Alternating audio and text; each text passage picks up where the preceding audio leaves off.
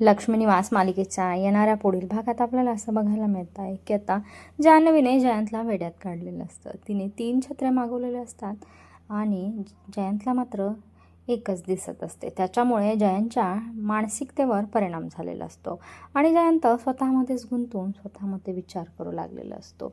इकडे आता जान्हवी विश्वाला फोन करून जयंतची मानसिक अवस्थेबद्दल त्याला सांगत असते.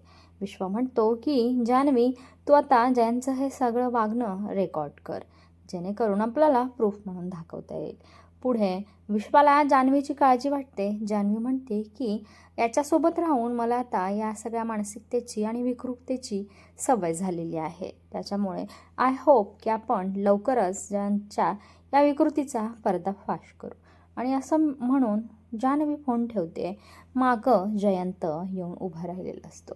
काय आता जयंतने जान्हवीचं आणि विश्वाचं बोलणं ऐकलं असेल का? आणि ऐकलं असेल तर जयंतचा आता पुढचा प्लॅन काय असणार आहे हे पाहणं खूप रंजक ठरणार आहे.